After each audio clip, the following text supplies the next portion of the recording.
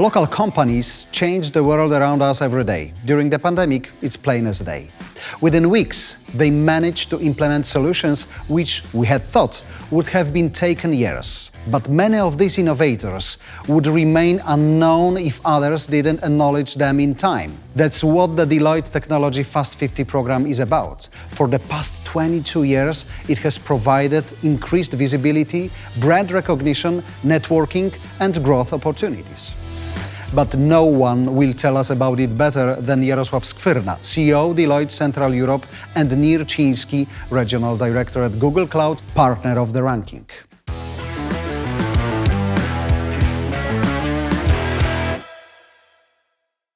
So thank you, guys. It's a huge pleasure to have you here in my show. Thank you for hosting us. The same pleasure.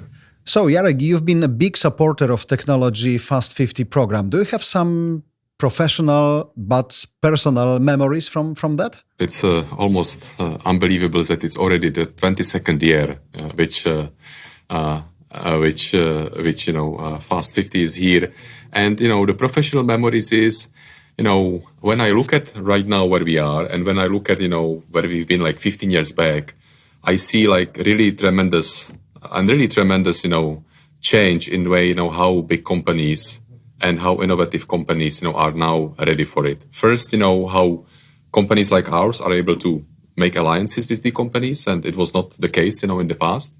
And secondly, how these fast-growing companies, are ready and matured, and how hungry they are to conquer the world. Yeah, it's unbelievable. Good sentence. How hungry they are.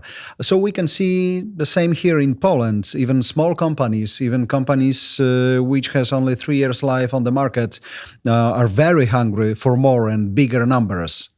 And Jarek, in the past, they've been hungry to maybe conquer, the region or conquer the country. But right now, these people, they really think global, and they know that, they want to really conquer the world, and which is unbelievable, how much confidence is with the people. Yeah, it's perfect to hear it, and we can see it here in Poland. It's not the problem for the companies to think about Australia and Austria, for example, Netherlands and Washington. We've been discussing about that with Nir before we started our recordings, that globally means being in the cloud, for example. But Nir, you came from Israel, which is well known as a global center of innovation. I personally met people who stayed behind the Startup Nation idea. So what do you think about our professional benefits from the rankings like Technology Fast 50 program? Well, I think, first of all, just to comment on what Jarek mentioned, we see that the CE ecosystem has come of age, because if you just look 12 years ago, 11, in 2010, the valuation of CE tech companies was around $10 billion. And if you look at it in 2021, it's already 186 billion, meaning 19 times more. And that shows the traction and the growth that those companies, and as was mentioned before, they're now aiming global. And with that, we also see how this success is being captured, because we look at the numbers in 2019, just before COVID, the capital investment into CE was around 2.3 billion.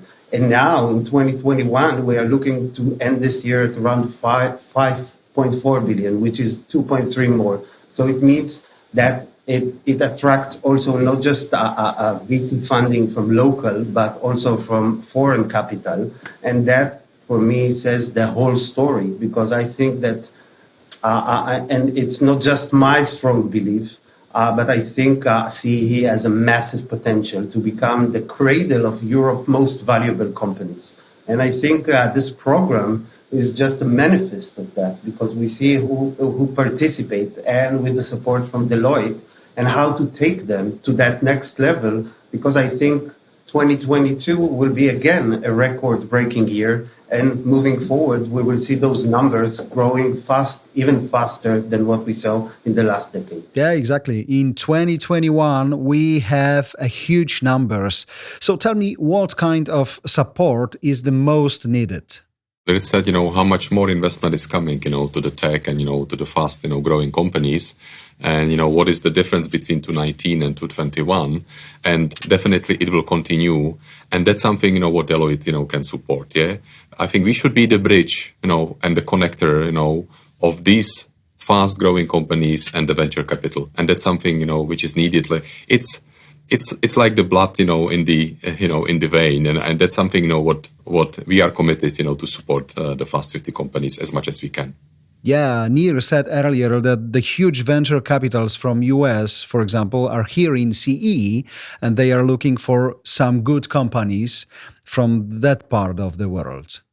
For sure, and if you just look, everyone talks about unicorns. So 2015 CE, in all CE region, there were 6 unicorns. Currently, there are 34 and even decacorns, which is 10 billion valuation and more.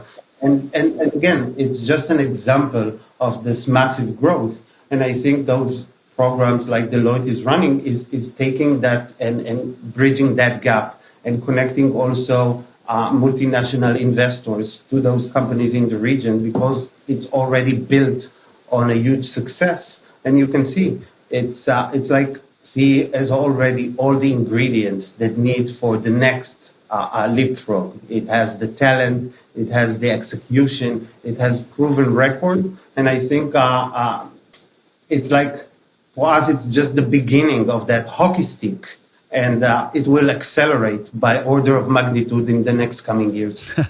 Legendary hockey stick. Just, for your imagination, even Deloitte becomes, more and more global. Yeah. So we are really focusing on large, multinationals.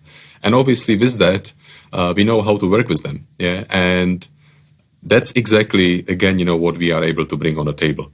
How to get the fast, moving companies with this, big institutional, multinational companies, so that they connect, between themselves. Sometimes, we can help. But many times, and that's happening, these teams, we can get on board, and it can be, part of our offerings for the future. And that's also happening, all the time. I have the next question to you, Nir. As we've been talking about learnings from each other and finding synergies, you are responsible for a business growth across Central and Eastern Europe, Africa, and the Middle East. How do you access Central Europe tech startups and companies on the global scale?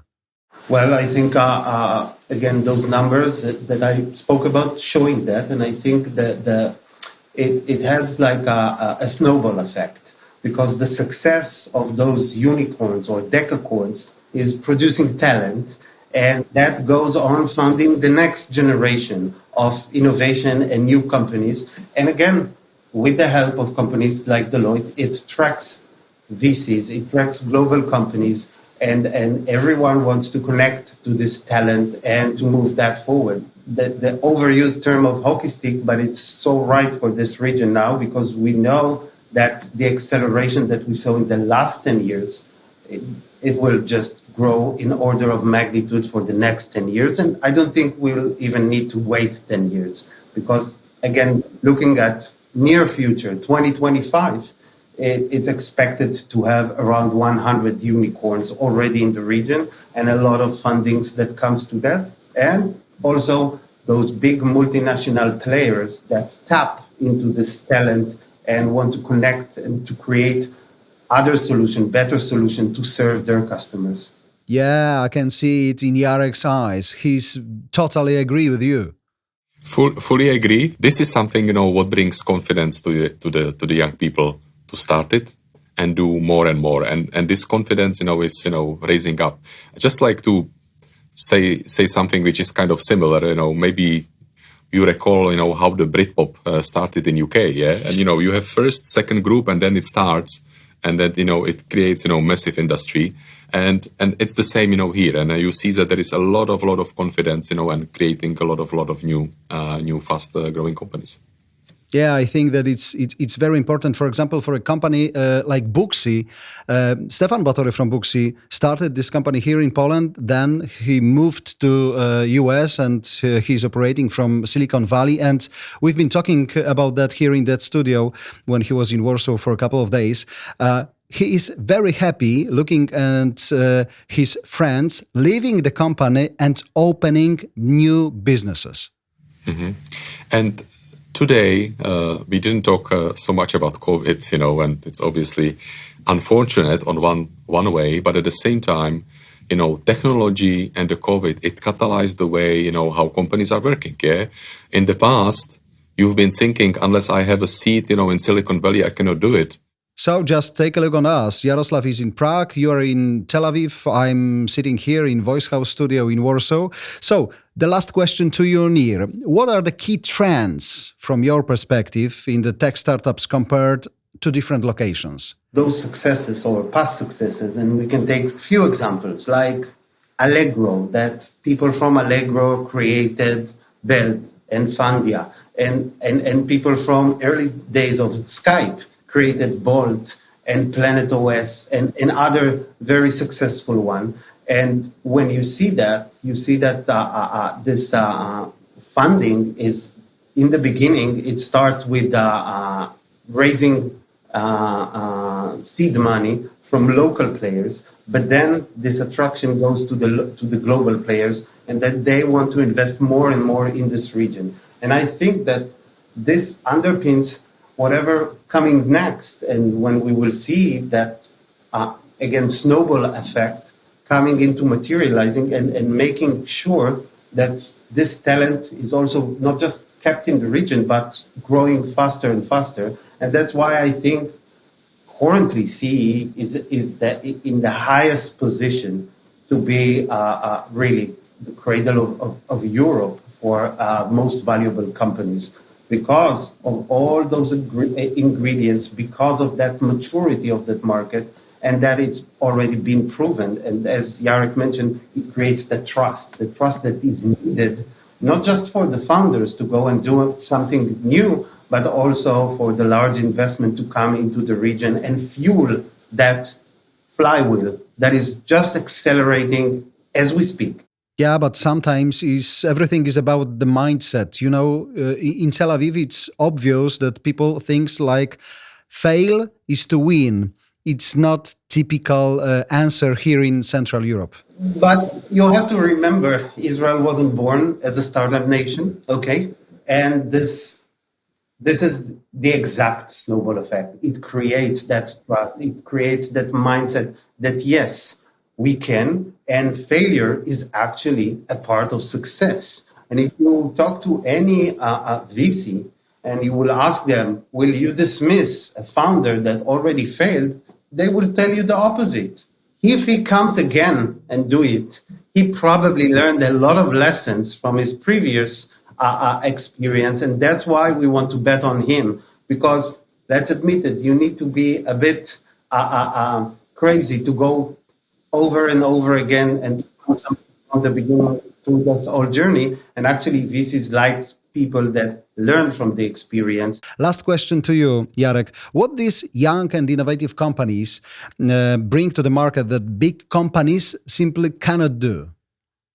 It's a good question, Jarek. I think that what they bring, Nir already talked about, it's a confidence, and that's what they have. And I think what they bring flexibility, they bring agility, and what I really like to see, and what Israel has for some time, they bring the hunger to conquer the world. Yeah, and that's really nice to see. Yeah, we started from hunger, and now, close to the end, we are still hungry for more, bigger numbers. So it's good point. And I also will add to that again, since Israel is around 9 million people population, so those startups are not aiming for the local market. From the beginning, they are aiming global. So as you mentioned in the beginning, some of them were looking at the region, some of them in the country. Here, they don't have really a choice. It's a small market. So they aiming global right from the start. And I think it's also a mentality that is being developed once you see others successing that. And again, it's create that trust and flywheel cycle that innovate more and more and succeed more. And the statistics says that probably 99% of them will not be super successful.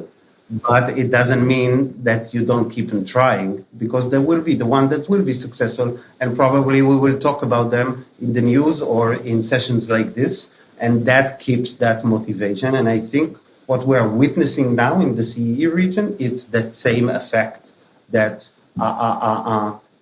the possibilities in percentage are low, but it still don't keep you from trying more and more. Okay, guys, thank you very much for being here with me, straight from Tel Aviv and straight from Prague in Czech Republic. It was a pleasure, guys. It was a pleasure. Thank you. Thank you.